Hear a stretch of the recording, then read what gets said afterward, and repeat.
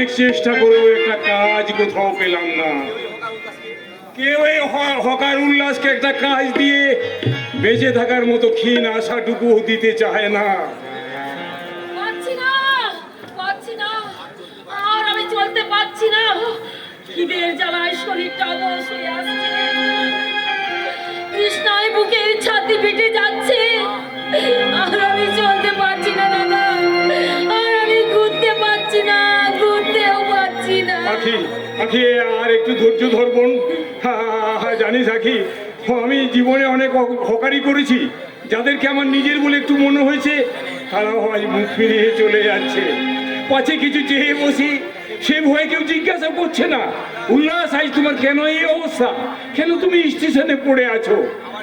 আমার জন্য দাদা, আমার জন্য, এর জন্য আমি দায়ী। আমার মতো কত ভাগিনীকে তুমি ত্যাগ করো দাদা।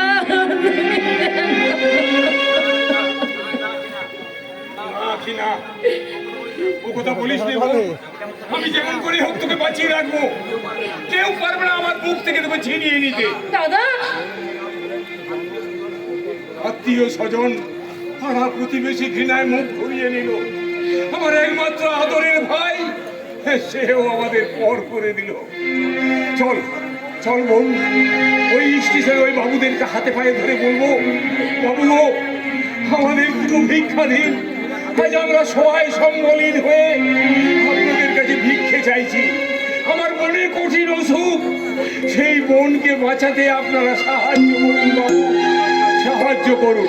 বাবু মশাই, বাবু মশাই, দয়া করে আমাদের ভিক্ষে দিন। আজ 3 দিন হলো আমরা কিছু খাইনি, পয়সা দিন বাবু, 1 টাকা ভিক্ষে দিন।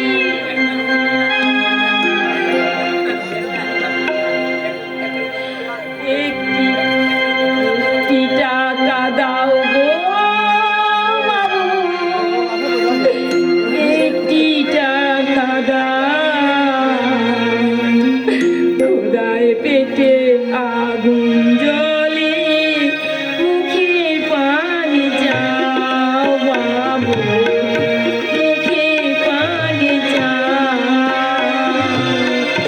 একটি টাকা দাও গো বাবু, একটি টাকা দাও, খোদায় পেটে আগুন জ্বলে, মুখে পানি যাও বাবু, মুখে পানি যাও,